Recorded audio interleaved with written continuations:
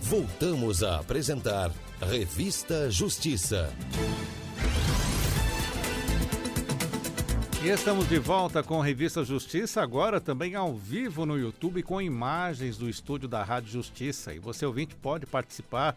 Se você tiver dúvidas, mande o WhatsApp para nós. Anote aí, 619-9975-8140. Bem-vindo a você que nos acompanha, então, agora também pelo YouTube. 10h04. Revista Justiça. Debate. Recentemente, o CNJ aprovou regras para a instituição do Exame Nacional para a Magistratura. E as perguntas surgem, né? O que isso significa para os candidatos às vagas de juízes e juízas? Como eles devem se preparar? Por isso, estamos aqui em nossos estúdios já com a presença do professor e juiz titular do Tribunal de Justiça do Distrito Federal e Territórios, Aragonê Fernandes. Professor, seja bem-vindo. Bom dia. O prazer é todo meu, Sérgio. É sempre uma satisfação estar aqui com você e com o seu público. Sem esquecer também do projeto social que o senhor tem, né? O Sai Pobreza, né, professor? É um projeto que já levou material escolar de qualidade, afinal de contas a educação é o que transforma a nossa sociedade. A gente já atendeu milhares de crianças e agora para fevereiro de 2024 a meta é mais 3.000 famílias atendidas. Vamos lá, professor, daqui a pouco a gente fala mais sobre isso. Também estou aqui com o ex-juiz e advogado Samerage. Seja bem-vindo, professor. Bom dia. Bom dia, muito obrigado, Sérgio. Muito obrigado por apresentar o Aragonê aqui. É um prazer estar aqui com vocês. Professor Aragonê, Exame Nacional para a Magistratura. Acredito que muitos alunos ficaram ali preocupados com esse Exame Nacional para a Magistratura, mas qual o seu ponto de vista sobre ele? Se você perguntar a um candidato, haverá mais uma fase, você fica feliz ou infeliz? Obviamente ele vai estar insatisfeito. Eu acho que ninguém espera mais uma fase num concurso que já é uma verdadeira maratona, não é uma corrida de 100 metros. Nós já temos a fase objetiva, subjetiva, sentenças, prova oral e títulos. Um concurso que demora normalmente mais de um ano, às vezes mais de 2, de tramitação. Agora nós temos um quebra-mola a mais, uma fase pré-ambular, e isso foi recebido com insatisfação. A explicação para a existência dele também é importante ser trazida, que havia suspeição sobre possível favorecimento em algumas unidades da federação para familiares, amigos de autoridades. Com esse exame pré-ambular, formulado nacionalmente, isso vem para trazer um pouco mais de segurança aos critérios de seleção de autoridades dentro do Poder Judiciário. E para o senhor, professor Samer? Eu sou entusiasta da ideia, mas eu acho que a execução poderia ser melhor. O Exame Nacional da Magistratura vem com esse objetivo da paridade e aumentar o acesso ao judiciário. Porque agora o sujeito que mora em Porto Velho presta o exame. O sujeito que mora no interior de Rondônia, em Rolim de Moura, ele pega um ônibus e ele está em Porto Velho e ele faz o exame. Isso, em tese, torna mais acessível. Mas a partir do momento em que nós temos mais uma fase, quer dizer, se tornou menos acessível, porque ele vai ter que prestar uma prova e depois prestar todas as outras. Ficou mais caro fazer estudar para a magistratura.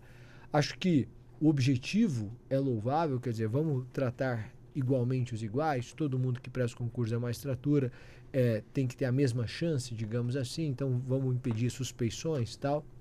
Eu acho que existe um segundo objetivo que é dito, que é de encontrar juízes mais vocacionados para o cargo. Quer dizer, vamos fazer um exame para colocar na qualidade de magistrado quem nasceu para isso, ou quem deseja fazer disso uma missão de vida. Perfeito. Então, se esse é o objetivo, então a gente tem que discutir como é que a gente alcança esse objetivo, esse escopo da norma. Eu acho que a ideia é louvável. Eu me frustrei com a execução da ideia. É só isso. Professor Aragonê, temos já então o Exame Nacional para a Magistratura, a previsão da primeira aplicação dele agora para março do ano que vem? Exatamente. Dentro do que o Samer falou, a gente criou uma fase a mais objetiva. E houve uma trava muito importante, porque nós temos candidatos da Justiça Militar, da Justiça do Trabalho, da Justiça Federal, da Justiça Estadual. Então, por que não se eliminou a primeira fase dos concursos em geral? porque a gente tem questões que são específicas da Justiça Militar da União. Nós temos questões que são específicas da Justiça do Trabalho, da Justiça Eleitoral, da Justiça Federal. Então, nesse exame preliminar foram selecionadas 50 questões de temas comuns a todos os ambientes de justiça. A prova vem em março, Sérgio, e eu vejo, ao mesmo tempo que uma dificuldade a mais, algo que possa ser encontrado como uma oportunidade. Eu explico por quê. Nós teremos vários concursos, por exemplo, o Tribunal de Justiça do DF, órgão que eu integro, o SAM integrou durante alguns anos, autorizou a realização de concurso, ou seja, nós teremos provas aplicadas em 2024. Quem poderá se candidatar a essas provas? Quem tiver sido aprovado no... Vou chamar de provão, para a gente poder separar. Quem tiver sido aprovado no provão. Tribunal de Justiça do DF, de Santa Catarina, de Rondônia, de Pernambuco, em qualquer um. Então, reparem, em março nós vamos ter um grande divisor de águas, porque se fala na elaboração de um provão uma vez por ano, talvez 2 vezes por ano, num primeiro momento uma vez. Então aqueles candidatos que forem aprovados em março de 2024 estarão habilitados a prestar concursos em 2024 para a magistratura. Opa, eu tenho aqui uma oportunidade na seguinte medida: quem for aprovado vai estar habilitado para disputar em 2024. Quem não for, está alijado desses concursos. Eu tenho muita gente boa que vai ter uma oportunidade de trabalhar em um contingente de candidatos concorrentes menor. Muito se fala que nesses concursos basta você ficar vivo até o final. Por quê? A peneira é muito grande. Eu concordo que a peneira seja muito grande, afinal de contas o TJDF acabou de elaborar a prova oral, ainda está tramitando o concurso e foi autorizado a abertura de novo. Por quê? Não conseguiu preencher. Nós tínhamos a previsão de preencher 30 vagas agora em dezembro. Sim. A expectativa é que 15 pessoas assumam. Ou seja, sobrou vaga. Aí você fala, não, então se está sobrando vaga não faz sentido. Há uma grande peneira, Sérgio. 10 mil pessoas prestam a primeira fase e essas pessoas não conseguem chegar até o final porque tem um limitador, tem uma cláusula de barreira de desempenho. Então, hoje, não é usual falar que sobram vagas. É correto. Mas também é correto dizer que a maior parte dos candidatos esbarra na primeira fase. E essas pessoas que esbarrariam porque não atingiram a nota de corte para ir para a segunda fase, sendo aprovadas no provão, vão disputar com menos gente. Vão ter um ano de disputa com bem menos gente. E para o senhor, professor, o senhor concorda que temos aí um diferencial a partir de março? Eu acho que a colocação da Aragonês faz sentido, tudo, mas é preciso lembrar que os que vão passar são os mais bem preparados. Então vou eliminar quem já seria eliminado. Muito provavelmente quem já seria eliminado na primeira fase de um provão vai ser eliminado na primeira fase de um concurso da magistratura, vai ser eliminado. Precisa fazer 70% da prova. Quem faz 70% da prova é um candidato que está brigando pela aprovação. Então, quem fizer 65, 67, 68, vai ficar de fora. Esse candidato poderia melhorar ao longo do ano e disputar uma primeira fase com chance? Poderia. Mas, ao mesmo tempo, eu teria um outro candidato que poderia cair de nível. Enfim, a partir do momento que você já faz a peneira, você pega os melhores. Vamos supor, vou fazer uma estimativa, tá? A gente vai fazer um provão no país. Provavelmente vai ser a Fundação Getúlio Vargas, porque eles têm know-how para fazer isso no país todo ao mesmo tempo, porque eles fazem o AB ao mesmo tempo para todo mundo. E fizeram a da Magistratura do Trabalho. Isso, e sabem fazer. Então tem que ser alguém que sabe fazer. Ok. Quem vai prestar esse provão? Todo mundo. Todo mundo é todo mundo. Eu estudo para Ministério Público, eu estudo para procurador, aliás, procurador talvez não, mas para delegado. Eu vou prestar. Por quê? Porque é no meu estado. Eu sei lá se vai abrir um concurso de juiz daqui a 6 meses no meu estado, daqui a um ano. É aqui do lado de casa, eu vou lá, eu faço o teste, eu vejo como eu estou, não sei o quê. Então, em vez de ter 10 mil, 20 mil, como é São Paulo, nós vamos ter 50 mil inscritos. Vai ter gente fazendo faculdade que vai se inscrever, vai ter gente que... É um teste para todo mundo. Já que eu não tenho que viajar, eu vou ter 50 mil pessoas prestando. Quem vai passar? Vão passar 10%. Não vai ter 10% de pessoas que vão acertar 70% da prova. Isso aí você pode anotar aí. Você tem 10%. A partir do momento que você tem 10%, você tem 5 mil candidatos aprovados que vão poder prestar o exame durante 2 anos. 2 anos que vai... 2 anos de validade para ele poder prestar o exame. Certo. Esses 5 mil não vão prestar concurso em todos os estados da federação, porque o cara não tem condição. O sujeito que é aprovado em Manaus, para ele fazer uma prova em Porto Alegre ou em Florianópolis, porque vai ter Santa Catarina, é uma viagem internacional. São R$6.000 que ele vai gastar. Para ele ir, voltar, se hospedar. Ele não tem condição. Então esses 5 mil não vão fazer prova no país todo. No DF, que é no meio do caminho, você vai ter um concurso com 3 mil inscritos. No Ceará, 2 mil. Santa Catarina, 2 mil. Você vai começar a fazer prova que antes era com 10 mil, com 2 mil. Aí, o que o Aragão vai fazer? Aí nasce a oportunidade, porque agora são só 2 mil. Só que são os 2 mil melhores que passaram lá. Então também existe uma qualificação do candidato. Qualificação do candidato. E aí ele vai chegar e vai fazer uma prova que é a repetição da prova que ele fez, só que agora com mais matérias. Porque o provão é uma prova objetiva com 8 matérias que também estarão presentes nas provas objetivas dos tribunais. Então eu faço mais do mesmo. Por isso que eu não sou entusiasta da execução da ideia. A ideia é maravilhosa. Ah, mas eu preciso fazer, o Aragonês colocou muito bem, eu preciso colocar as matérias em comum para a magistratura do trabalho, federal, militar, estadual, e aí eu encontrei essas matérias. E aí eu tenho que fazer um provão único. Tudo bem, mas por que a gente então por que não se faz 2 dias de prova? E aí o candidato escolhe, hoje eu quero magistratura estadual, amanhã eu quero magistratura federal. E aí ele escolhe se ele quer magistratura do trabalho ou militar. Ele opta. No mesmo dia aplicado as diferentes versões de prova, ele vai ter 2 dias, ele escolhe até 2. E a gente supre esse primeiro momento, essa primeira fase e dá acesso. Qual é a minha? Eu acho a ideia louvável e eu acho a iniciativa correta. Temos que permitir que o pobre chegue à magistratura. Esse é o espírito. Tá? Qual é o espírito? É o pobre chegar na magistratura. Eu acho que tem que ser esse o espírito. Como é que eu permito? Eu tenho que tornar mais barato o exame. Mais barato. Se eu torno o exame mais caro, eu estou tirando quem não tem condição. E aí me parece que a gente está caminhando nesse sentido. Agora, minha consideração vai ter menos gente prestando a primeira fase específica? Vai. Agora, o provão, você vai ter 50 mil pessoas prestando.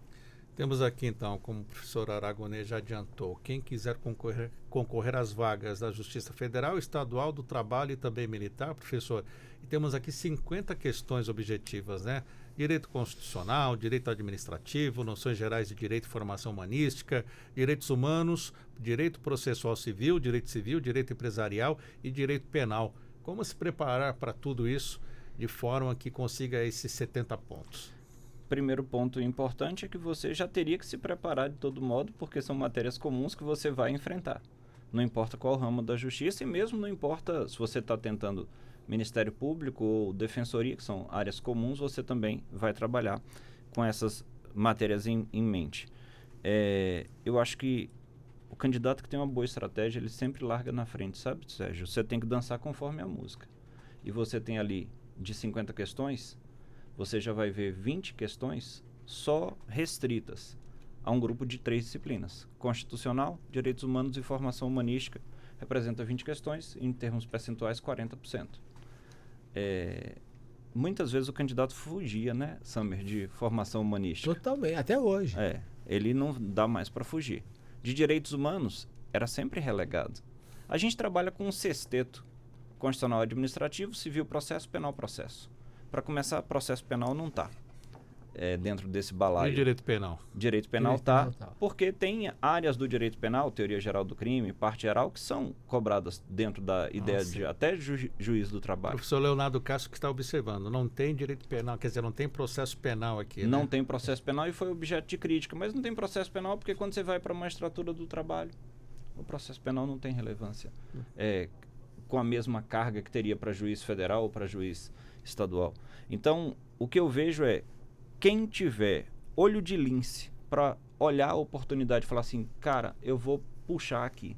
Eu vou, se você me permite, Sérgio e Samer, eu fiz concurso para defensor, promotor e juiz. Eu tive a oportunidade de ser aprovado nos 3, mas para defensor no Rio Grande do Sul, quando eu fui aprovado, eu confesso para você que eu fiz a inscrição, e muitos que estão ouvindo a gente faz assim mesmo. Eu fiz a inscrição, fui lá, prestei a primeira prova, deu certo, eu fui lá e falei, ih, caramba, o que vem agora? Segunda fase. Aí deu certo de novo. Falei, epa, o que tem agora? Oral. Aí eu, pimba, deu certo. Eu falei, agora acabou, né? Não, tem uma prova de tribuna. Eu falei, diabo é isso? Nunca tinha ouvido falar em prova de tribuna, nunca tinha assistido a uma prova de tribuna, quando o desafio estava posto. É bem verdade que era um desafio no final da caminhada. Aqui a gente tem um desafio no começo da caminhada. Mas se eu tivesse preocupado efetivamente com a prova de tribuna, que uma vez eu recebi de um aluno no Messenger, eu nunca vou esquecer isso, 1h43 da manhã, eu estava online, o menino mandou bem assim para mim, professor, você tá on? Eu falei, bicho, se tá verde aí é porque eu tô on. Eu falei, diga aí, meu brother. Eu tenho medo da prova oral. Aí eu perguntei, tu tá em qual prova oral? Ele, em nenhuma, eu só tenho medo da prova oral. Eu falei, repara, é a mesma lógica, eu tenho medo da tribuna. Enquanto eu não cheguei na prova tribuna, eu não tinha medo da prova da tribuna. Eu sempre falo, qual é a prova mais difícil? A próxima. Qual a fase mais difícil? A próxima. Hoje, você quer o concurso quer ingressar na magistratura? Qual a fase mais difícil? Março de 2024. Você tem um desafio pela frente, absurdo, que é um provão. A gente está no escuro, mas tem as disciplinas. Disciplinas que você já teria. Quem tiver uma perspicácia maior vai largar na frente dos demais. Se preparando para disciplinas como humanística vai fazer uma diferença brutal. Direitos humanos vai fazer uma diferença brutal. Em direito civil, todo mundo anda bem. Direito administrativo a gente já estuda, constitucional a gente já estuda.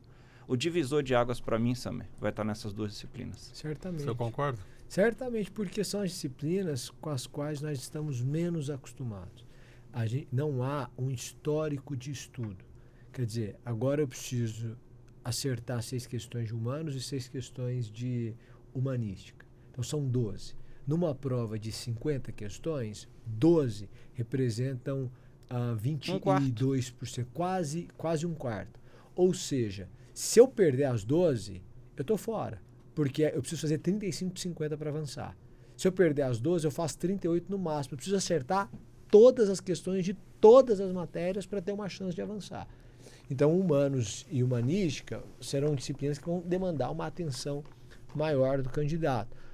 E nesse ponto é interessante porque são temas que se espera que um juiz estude.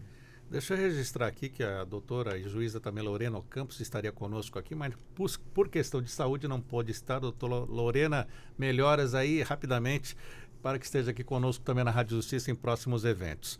O senhor falou sobre prova de tribuna, e a pessoa fica preocupada também, mas o que é isso, professor? Explica para o nosso ouvinte. Depende. Tem 2 modelos de prova de tribuna. Elas são mais comuns em concursos do Ministério Público, e aí você vai simular uma sustentação oral num júri, ou você pode fazer, como foi o modelo da Defensoria do Estado do Rio Grande do Sul, tenho um carinho imenso pela Defensoria do Estado do Rio Grande do Sul, acabei passando, mas na hora de tomar posse, eu pulei no mato. Como assim, professor? Pulei no mato porque eu estava na fase oral de promotor de justiça do DF, e eu, embora tenha esse sotaque carregado do Nordeste, é por conta dos meus pais, eu sou nascido e criado aqui em Brasília, queria ficar em Brasília com minha família, né? O que aconteceu?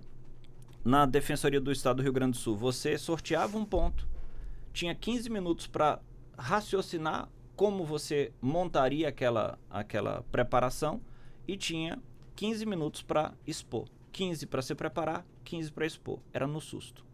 Você tinha uma fala inicial, uma fala final. Isso a gente treinava, a fala inicial e a final. O recheio, na casa de 10 minutos, você tinha que preparar em 15. Numa preparação para o Ministério Público, a tribuna, você tem 24 horas. Então, reparem que são modelos completamente distintos. A gente tem desafios múltiplos à frente do candidato. Não interessa se ele está na Procuradoria, no Ministério Público, na magistratura ou na Defensoria. A gente tem muitos desafios. Esse agora é mais um. Mas a gente poderia ficar aqui, Sérgio, eu, Samer. Samer tem uma carreira vitoriosa no universo dos concursos e fora. Não foi à toa. Ele viu as adversidades chegarem. E enquanto... Tem uma frase, né? Samer que fala: enquanto alguns choram, outros vendem lenço. Na verdade, a realidade é posta. E se a realidade é posta, eu posso brigar. Meu pai fala: brigar de baixo para cima é ruim. Então eu posso brigar dizendo: olha, eu não concordo com o exame nacional. provavelmente você não concorda, mas a realidade é posta. Em março de 2024 vem a prova, com 6 questões de humanística, 6 questões de humanos. Então é mais importante você hoje olhar para o desafio e falar, cara, eu vou estar entre as pessoas que têm 70% de aproveitamento. Vamos falar um pouco da sua vida, professor Samiraj, como se preparou para os concursos, como é que foi? Tá, vamos. Só vou fazer uma colocação aqui. Eu concordo com o Aragonê. Existem 2 posições. O candidato tem que se submeter, não tem o que fazer. Ele vai ter que olhar e falar assim, gente, é a regra do jogo, eu quero jogar esse jogo, vou ter que fazer. Então não dá para brigar de baixo para cima. Não tem tapetão, né? Não tem tapetão, não dá para brigar de baixo para cima. Vai fazer o quê? O candidato vai fazer o quê? Não vai fazer nada. Tem que se preparar. Tá? Quem não é candidato, aí pode tentar trabalhar para a evolução disso aí. Eu acho que esse é um trabalho que a gente pretende fazer e expor a nossa visão de mundo e expor a visão de mundo dos candidatos como um todo. Ponto. Superado isso, como eu me preparei?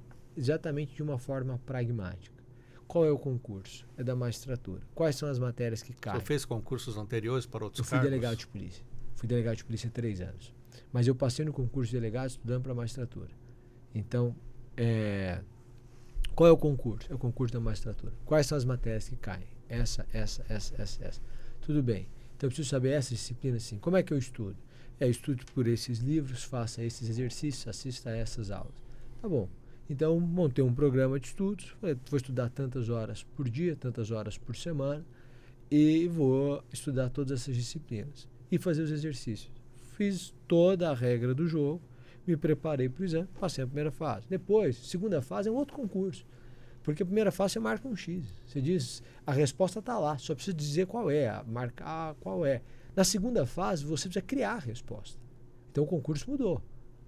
Na primeira fase, ele diz para você o que é crime, ele coloca A, B, C, D, você lê, marca lá. Na segunda fase, ele diz o que é crime, você tem que escrever. E aí você vai ter que redigir. É outro concurso. Quando chega na prova oral, na segunda, você tem a sentença, porque eles chamam de... É a segunda fase também, mas na verdade você tem uma cisão ali. Aí você vai para a sentença, tem que aprender a fazer uma sentença. Que eu acho que é a fase mais importante, no sentido de que é a fase em que o sujeito se prepara para o exercício do cargo. Ele aprende a fazer o que ele vai fazer no cotidiano. Então, ele vai aprender sentença. Aí eu aprendi a fazer sentença. E aí depois na prova oral é treinamento. Prova oral é treinamento. E aí mudou o concurso de novo.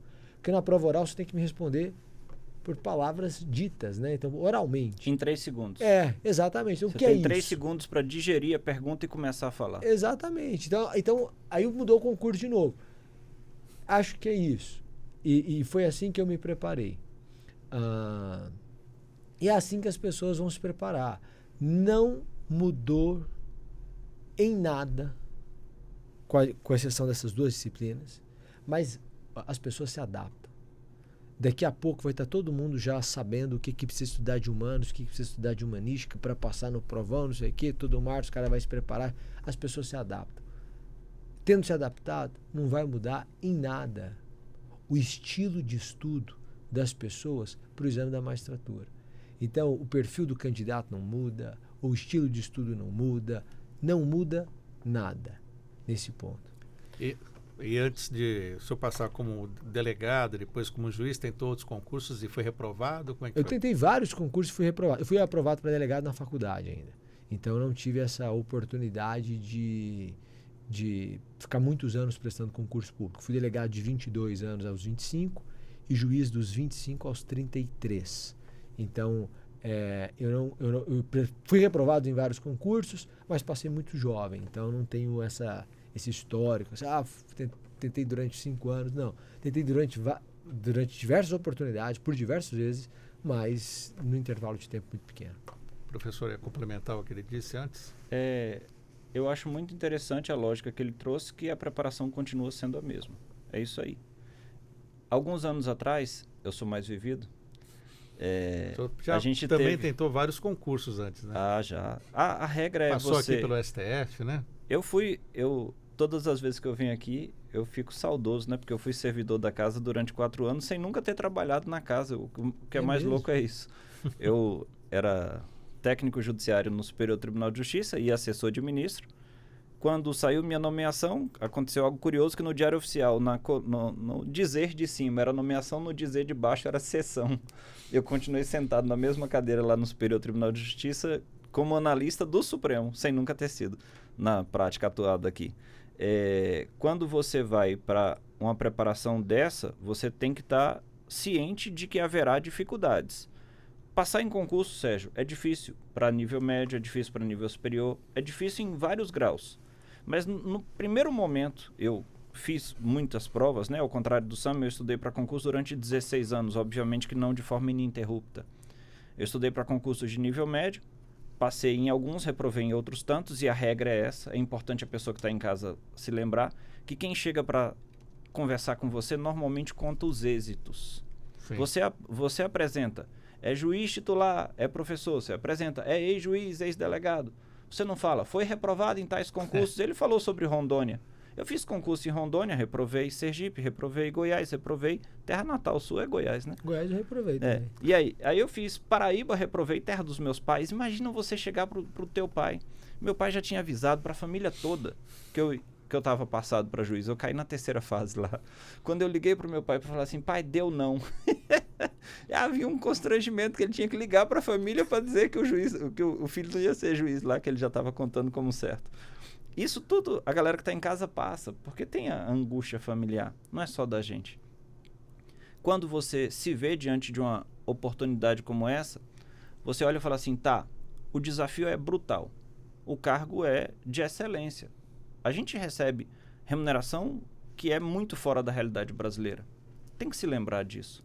A realidade brasileira não é ganhar o teto constitucional, é ganhar o salário mínimo. E olhe lá. Dependendo do interior do país, a gente sabe que não é praticado o salário mínimo. E para que isso seja obtido, você sabe que vai ter que pagar um preço. Mas talvez, e mais importante, a galera de casa não consiga compreender, é que a remuneração está longe de ser o ponto mais alto. Você vai exercer uma verdadeira missão em prol da sociedade. E essa missão, as pessoas que estão em casa e que querem a magistratura, muitas vezes são vocacionados, que é uma palavra bonita. Ele olha e fala assim, cara, eu vou ser juiz para transformar um pedaço da realidade. É isso que a gente faz. Então, há uma seleção muito rigorosa. Muitos anos atrás, houve um quebra-mola que o Summer se submeteu. 3 anos de atividade jurídica. Não existia. Não existia. Muitas pessoas ingressaram na magistratura, Sérgio, com 21 anos de idade. Igual ele fez para passar para delegado, era possível passar para juiz. No meio da faculdade. Você assumia assim que terminasse. Hoje, a ideia dos 3 anos de atividade jurídica, eu até fiz um bate-papo no canal que eu tenho no YouTube no sábado, e as pessoas perguntaram, e agora com o provão vai ter os 3 anos? Uai, nada se falou sobre a retirada da exigência da atividade jurídica. Ou seja, com o passar do tempo, o grau de exigência vai sempre subir. Professor Summer, o senhor também ministra cursos justamente para a área da magistratura, e aí as pessoas já devem estar perguntando, o que deve cair então, professor de Direitos Humanos, noções gerais de Direito e Formação Humanística, como é que está isso? É só para você saber o que vai ser cobrado, você pega os 3 editais, 4, Justiça Militar, último concurso, Justiça do Trabalho, último concurso, um concurso da Magistratura Federal e um concurso da Magistratura Estadual. E aí você pega as disciplinas previstas na resolução do CNJ. E aí você cruza os tópicos dentro de cada disciplina dos 4 editais. Veja quais são os tópicos em comum. Então, não vai cair no provão roubo, porque roubo não cai na Justiça do Trabalho.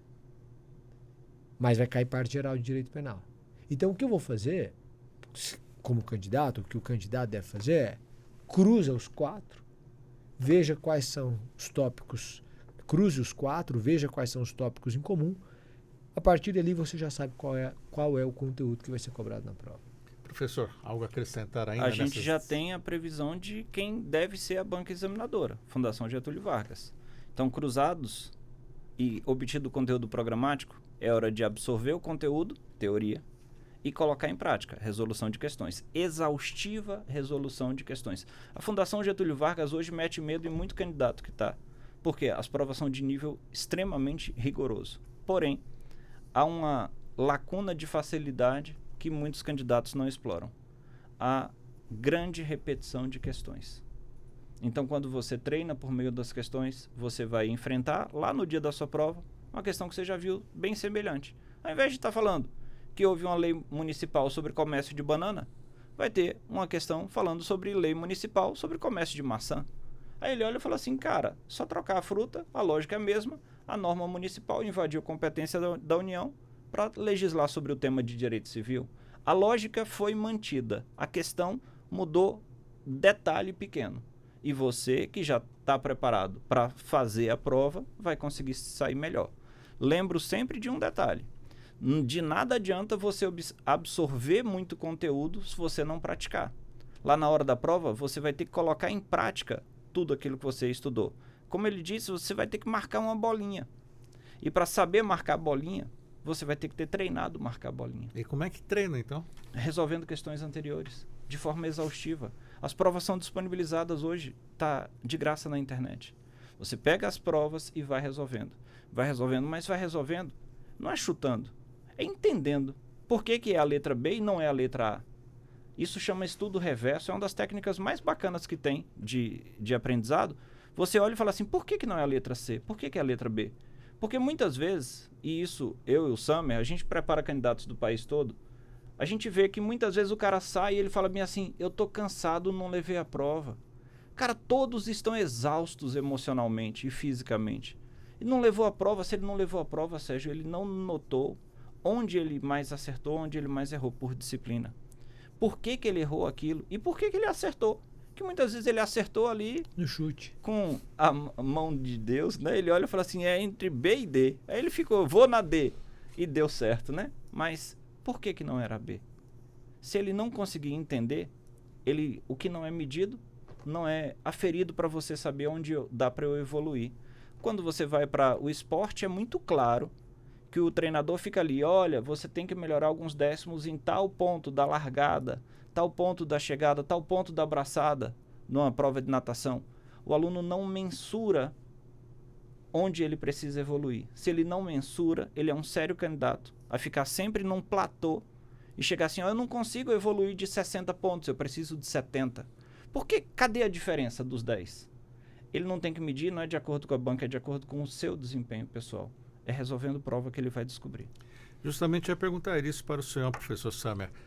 Nessa preparação, acompanhamos aí pessoas que viajam o país fazendo os concursos para juízes e bate na trave, não chega nem na trave. Quais os principais erros que essas pessoas cometem? Esse platô, como disse aqui o professor Aragonê. Você é formado em Direito, Sérgio? Não. Tá. Vamos supor que você tivesse feito Direito, tá? E que você tivesse decidido advogar. 10 anos depois da advocacia, você decidisse que prestaria concurso. Em um ano, o sujeito sai de eu não tenho noção do que cai no concurso da magistratura para eu estou brigando pela aprovação na primeira fase, pelo menos. Em um ano. Em 6 meses, ele fica entre os 1.000, de 10.000. Então vamos supor, abriu um concurso da magistratura. Ele não tinha estudado, ele passou a estudar seriamente nos últimos 6 meses. É aquele cara que trabalha, mas é super disciplinado. Ele chega em casa, ele vai estudar 4 horas por dia, ele estuda 4 horas por dia, de segunda a sábado, bonitinho, certo. Ele encontra um caminho, importante que o caminho seja um caminho sério. Ele vai seguindo. Depois de 6 meses ele faz uma prova. Eu vou imaginar que ele não seja aprovado. Então você não seria aprovado. 10.000 candidatos. Ele ficou em 1.000. Em 6 meses, ele colocou 9.000 pessoas para trás. O que essas 9.000 fizeram nos últimos 6 meses? Se esse cara nunca tinha estudado para concurso e passou 9.000 pessoas. É porque as pessoas não têm disciplina. Nós vivemos em um país de cultura de indisciplina. O sujeito estuda para a prova na escola um dia antes. Não são 2. 2 é excesso. 2 é nerd. Se ele estudou 2 dias, ele começou a prova na sexta. Ele vai estudar na quinta. O cara começou na quarta, é porque ele é nerd. Na terça, esse cara não é normal. E o fato de ser nerd não é cultuado. Não, é reprovado. Meu filho chegou em casa puto, porque estava sofrendo bullying na escola. Falaram pra ele, não, papai, estão me chamando de nerd. Eu falei, cara, deixa eu te contar uma coisa. Aqui nessa casa a gente tem orgulho de ser nerd, cara. Exatamente. Ser nerd aqui é motivo de orgulho, mas é sacaneado na escola, é motivo de bullying. Pejorativo, né? É pejorativo, é incrível isso. Mas é dentro do que você falou de disciplina. Aí você, como um dia antes, mas o pior é que você estuda um dia antes e passa. Aí você vai para a faculdade de Direito. Na faculdade de Direito, sem estudar um dia antes, você passa. Não é estudando um dia antes, sem estudar. A faculdade de Direito, ela permite, no Brasil, uma fraude, porque o diploma atesta que você domina uma ciência que, em verdade, desconhece. Aí ele se forma em Direito e ele é bacharel. A partir desse momento, a realidade se impõe. Então ele tem que passar no exame da ordem, que não é fácil. E ele tem que passar no concurso. Num concurso, então eu quero ser juiz. Então agora, se você fosse genial, daqui a 2 anos você está sentado no gabinete. Porque, como o Aragonês falou, o concurso é 1 ano e meio. Vamos botar essa média, 1 ano e meio. Então eu decidi hoje, eu sou genial, publicou o edital, é 1 ano e meio. Não tem, eu decidi hoje, daqui 3 meses eu estou sentado despachando. Não tem. Então, ele vai ter que estudar um cara que era acostumado a estudar um dia antes da prova, ele vai ter que estudar 1 ano antes da prova. Então, todo dia. Todo dia. É uma quebra cultural muito grande. Qual que é o principal erro do candidato? É que ele começa a corrida e para. Começa e para. Começa e para. Ele é um vagalume em busca de motivação. Exatamente. Exatamente. E aí ele vai fazer um mês bem, um mês mal. Um mês bem e um mês mal. E o problema da indisciplina é que ela não evita o cansaço. Ela evita só a aprovação. Você conversa com um cara que é indisciplinado depois de 6 meses de estudo, ele fala, cara, eu tô cansado, tô estudando. Ele tá cansado. Ele tá tão cansado quanto o disciplinado. Ele tá exausto, ele tá sob pressão. A indisciplina não o poupa do cansaço. Ela só vai poupá-lo da aprovação. E como motivar essa pessoa a compensar esse cansaço? Tem que ter uma luz, né? Eu penso o seguinte, primeiro, que às vezes a indisciplina é fruto da falta de noção da realidade. Eu trabalho 8 horas por dia, o meu plano de estudos não pode ser 8 horas de estudos por dia, porque não é humano, não se sustenta. Então eu trabalho 8 horas por dia, 4 horas por dia, 5 horas por dia eu vou estudar. Então o primeiro erro do candidato, ele vai lá e coloca uma carga horária que não é compatível com a realidade dele.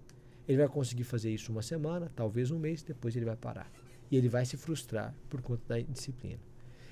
Segundo, quando eu estudava para o concurso da magistratura, Sim. eu adotava 3 comportamentos para me manter motivado durante o estudo. Que é isso? Tem que ter motivação. Ele está em busca de motivação. Se você está motivado, às vezes você assiste a um episódio de uma série aí que fala sobre os benefícios do exercício físico, você decide fazer exercício físico naquele dia. Se todo dia tivesse uma série daquela, você faria exercício todos os dias. O problema é que você veio nesse fim de semana, depois nunca mais veio e para. Primeiro, eu alimentava o meu sonho. A gente tem muito medo de se frustrar, porque a filosofia vai dizer que felicidade é realidade menos expectativa. Se a sua realidade supera a sua expectativa, você é uma pessoa feliz. Se a sua realidade é pior do que a sua expectativa, então você é uma pessoa infeliz. O que nós fizemos para ser felizes, então, para que fôssemos felizes, nós diminuímos a expectativa. Porque aí, certamente, a realidade vai ser melhor do que a expectativa, então a gente vai conseguir ser feliz. E nessa de diminuir a expectativa, o que eu faço? Eu diminuo o tamanho do meu sonho. Eu não alimento o meu sonho. Quando eu não alimento o meu sonho, eu tenho o que o Neil Barreto chama de fé na derrota. O sujeito se senta para estudar para a magistratura, mas ele acha que é impossível a ele ser aprovado no concurso. Está muito distante. Isso é muito difícil. Então ele tem uma fé, uma profunda convicção na derrota. Esse cara não vai continuar estudando. Quando eu alimento o meu sonho, eu tenho força para continuar lutando por ele. Alimentar o sonho cara, como é que vai ser minha vida quando eu for aprovado?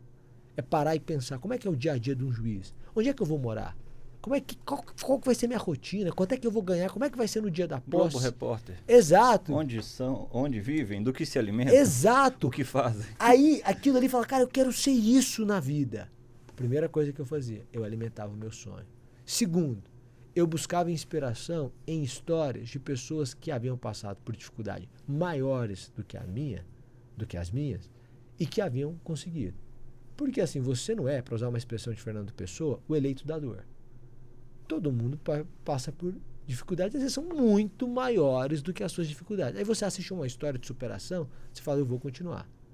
E a terceira é que eu procurava me inspirar em grandes nomes do direito. Quando você vê ou assiste a uma palestra de um grande nome do direito, você vê como o direito é bonito de se ver. Então você assiste uma palestra do ministro Barroso, por exemplo, que tem uma oratória impecável e um conhecimento jurídico maravilhoso. Você sai de lá, você é estudante de direito, sai de lá, mesmo o operador, inspirado. Você quer ser como ele. Então você se inspira em grandes nomes e você fala, gente, como é bonito, eu quero dominar essa ciência. E isso vai te ajudar. Então eu tomava essas 3 atitudes intencionais e isso me motivava a continuar estudando. Professor Aragonês, chegou uma pergunta aqui da doutora Hanna Gomes, que é a nossa consultora jurídica eventual aqui da Rádio TV Justiça. Vocês acham que essa prova vai ser estendida também futuramente para outras carreiras? É possível e provável que sim. Acredito que dentro do caminhar lado a lado de Ministério Público e Magistratura, tudo indica que o Ministério Público está olhando atentamente, vendo o que vai acontecer, para seguir em caminho semelhante, de preferência aperfeiçoando. E esse aperfeiçoamento vai gerar uma espiral. Aperfeiçoa do lado do Ministério Público, aperfeiçoa do lado da magistratura, porque as resoluções não são estanques. Elas estão aí para serem modificadas, tanto que a resolução inicial que a gente trabalha hoje, não é a primeira, mas é a que vigora, é de 2009, já se vão 14 anos. E houve melhoramentos no meio do caminho. A do Provão deve existir esse melhoramento e deve existir, em breve, uma extensão para a magistratura. Vale lembrar, perdão, para o Ministério Público. Vale lembrar que hoje a resolução conjunta do Ministério Público e da magistratura, né, são carreiras padronizadas nacionalmente, no sentido de que nos concursos de juiz tem representante do Ministério Público, nos concursos de Ministério Público tem representante do juiz. Na Constituição não fala isso, fala representante da OAB, em todas as fases. Magistratura, Ministério Público, Defensoria, mas são carreiras irmãs que trabalham ali lado a lado e que devem seguir. Defensorias, procuradorias, delegado de polícia, há uma tendência de padronização? A gente tem órgãos centrais, nacionais, no Ministério Público e na magistratura. Esses órgãos não se repetem nas demais carreiras. A tendência que eu vejo muito próxima é magistratura e Ministério Público. Para as demais, não. E para o senhor acha que também vamos abrir esse leque? Eu não tenho dúvidas. Assim, o que o CNJ faz, pouco tempo depois, o CNMP faz. É sempre assim, do ponto de vista da resolução. E o inverso também. Então, o Ministério Público conquista algo. Pouco tempo depois, a magistratura vai lá para conquistar a mesma coisa. Então, eu não tenho dúvidas de que esse provão, para usar essa expressão do Aragonês, ele vai ser estendido ao Ministério Público. Defensoria Pública eu não sei, mas ao Ministério Público eu tenho convicção de que será. Espero que já aperfeiçoado, porque o que agora nós temos é uma iniciativa pioneira, digamos assim. E, claro, essa iniciativa tem que ser aperfeiçoada. Professor Aragonês, e para esses alunos, esses candidatos, né, que se preparam, mas batem na trave, qual o conselho que o senhor deixa? O primeiro ponto é que a disciplina ela tem que ser cultivada e tem que ser instalada. Eu não sei se você faz academia, Sérgio. Não, né? Tem cara de que não faz, não. Eu não faço de jeito nenhum, rapaz. Eu sou inconstante, eu já entrei na academia algumas vezes, mas não gosto muito. Começa, para, né? Rapaz, Tipo então eu. é fácil falar de disciplina na vida dos outros, rapaz. E às vezes você é disciplinado em uma área da sua vida, mas não é nas outras, bicho.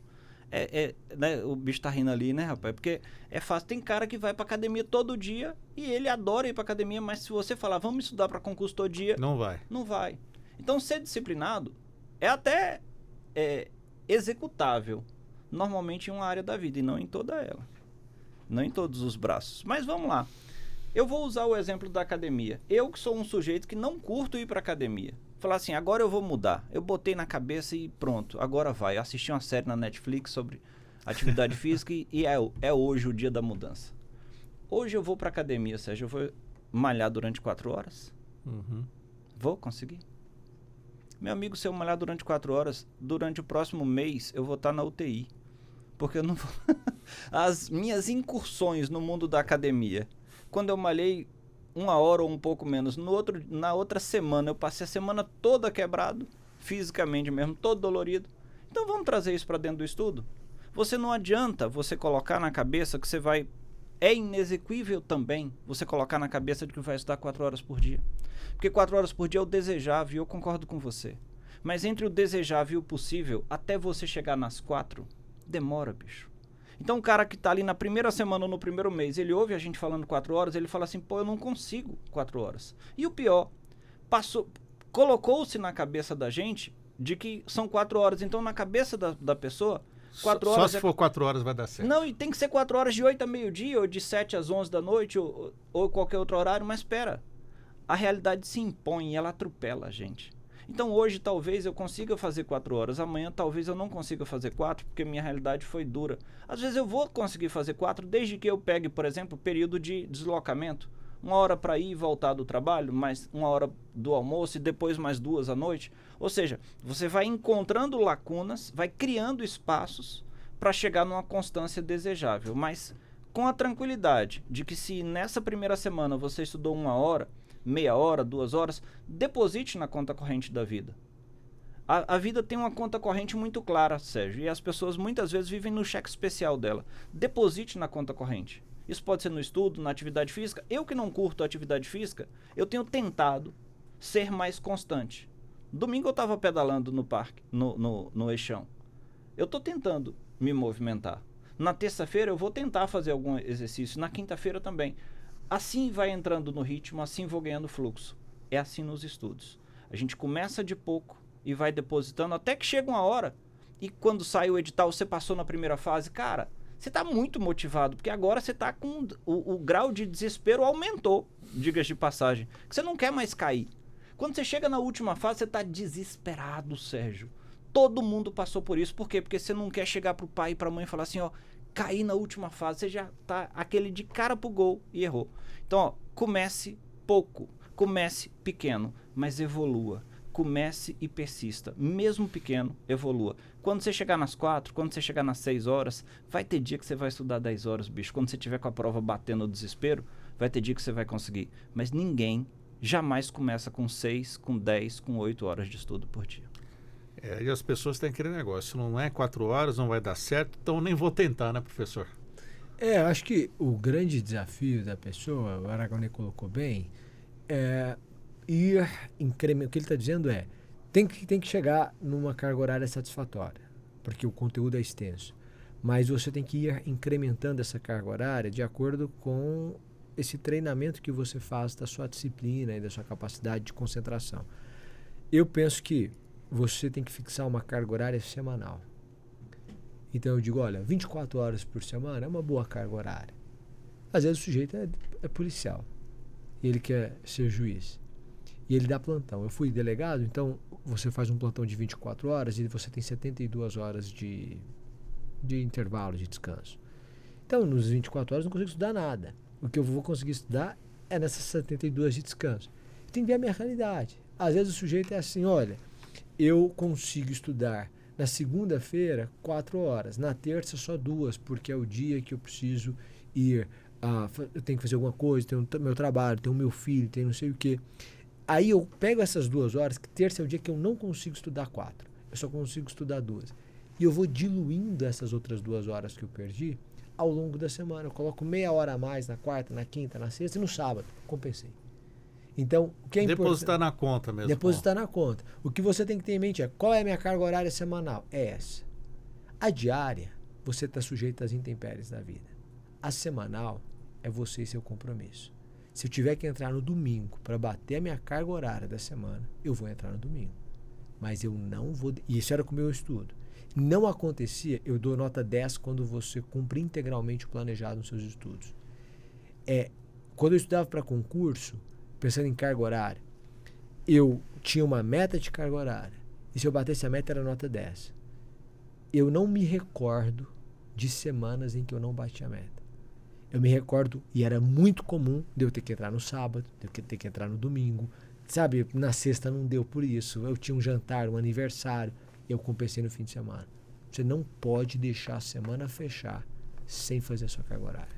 E o planejamento para isso, professor? Quando o candidato é um candidato solo, que não paga um cursinho, que vai estudar pela internet, bate aquele sono assistindo a videoaula. O que o senhor dá de dica para essa pessoa? Vamos trabalhar sobre o período do ano em que a gente está?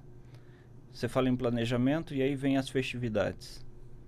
Um feriadão é suficiente para você jogar no ralo a disciplina que você vem cultivando durante alguns meses. Por quê? Imagina o final de ano. Porque você entra naquela espiral do...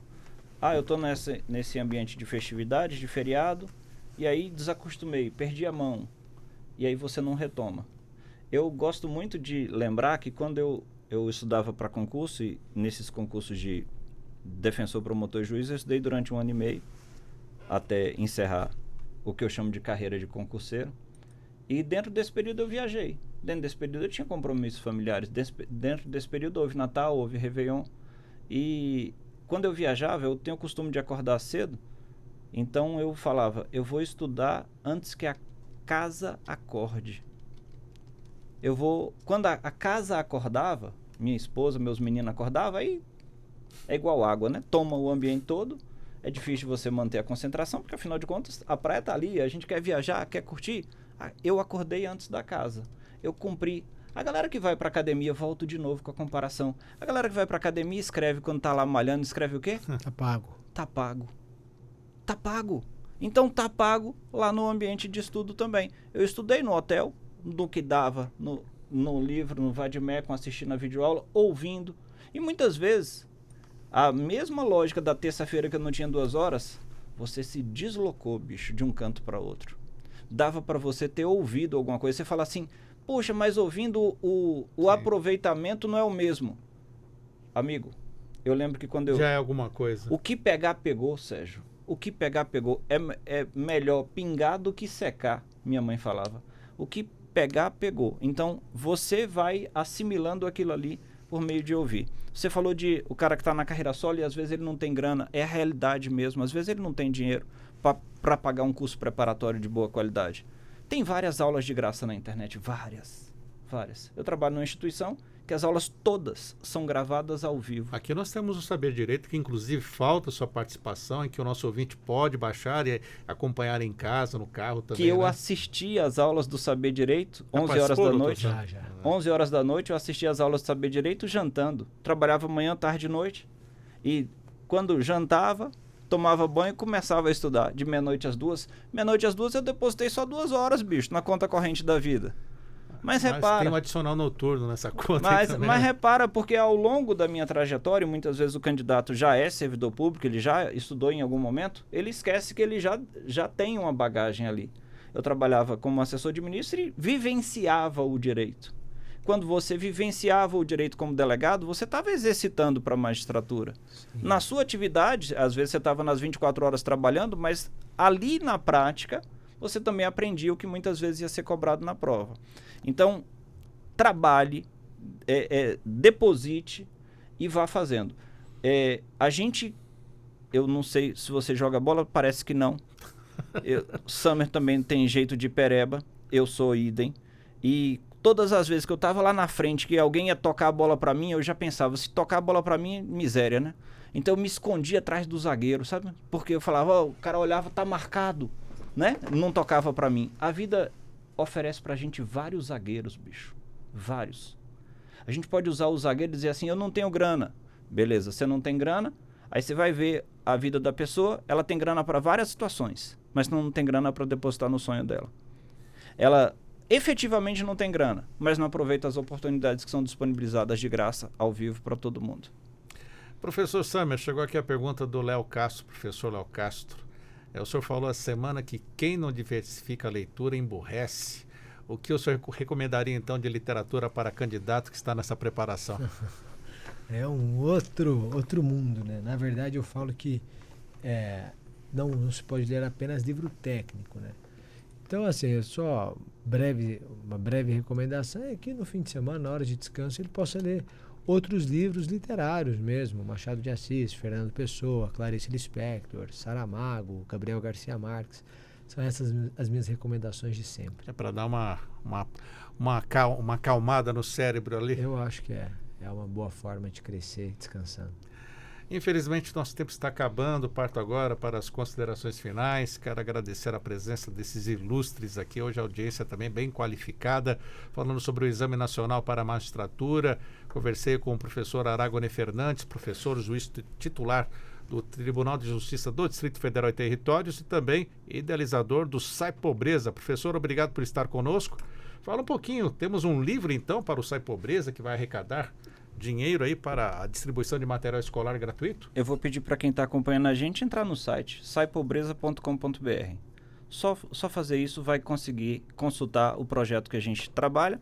São 4 fontes de arrecadação de receita. Lembrando que fornecer mochila, estojo, material escolar de qualidade, de primeira linha, o mesmo material escolar que eu forneço para meus filhos é o que a gente vai, as mesmas marcas. A lógica é sempre, não é porque é doado que pode ser de qualquer jeito. A gente vai entregar sempre o melhor para a molecada. São 3.000 crianças. 3.000 crianças, essa conta fica salgada. Mas eu sei que é possível fazer, a gente já está conseguindo bater a meta. A entrega será em fevereiro de 2024. A pessoa pode fazer doações recorrentes, adotar uma criança, R$10 por mês. R$10 por mês as pessoas normalmente conseguem. De forma recorrente, já adota uma criança. 2 crianças, 5 crianças, pode até no YouTube. E você não precisa fazer nada, gastar R$0. Você entra no YouTube, assiste o vídeo, tem aqueles anúncios. Muitas vezes a gente pula o anúncio, é natural, a gente é ser humano. Se você assistiu o anúncio sem pular, aquilo gera monetização. A monetização vai para o canal. Rigorosamente nada vem para o meu bolso, Sim. Sérgio. Rigorosamente nada. Então você pode comprar o livro. É um livro que eu deposito aqui. 17 anos de experiência em sala de aula, então talvez tenha um pouco a ensinar. De forma comprimida, sem perder conteúdo, trazendo o filé mignon da vida Livro no direito constitucional sob medida, atualizado até a emenda constitucional 131 de 2023. Professor, A gente está em novembro, está atualizado até outubro, para a galera entender. Obrigado, professor, por estar conosco. Eu que agradeço sempre. Doutor Samerage, ex-juiz, advogado, professor, obrigado por estar conosco aqui na Rádio Justiça. Sei que o senhor gosta da leitura, tem Clube do Livro, mas qual a sua mensagem final para os nossos ouvintes? A minha mensagem final para os ouvintes é: não desistam do concurso da magistratura. Sigam a regra do jogo. Deixem para a gente brigar pelo aperfeiçoamento. Vocês, a cada um entra numa guerra. A guerra deles é pela aprovação do concurso. A nossa pela melhoria do exame. E é isso que a gente vai fazer.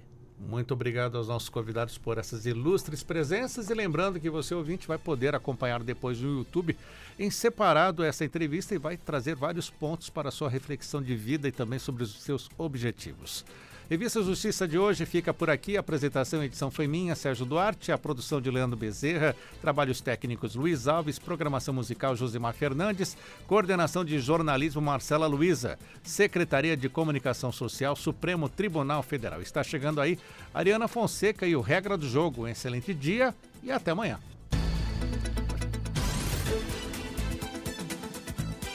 A Rádio Justiça apresentou Revista Justiça.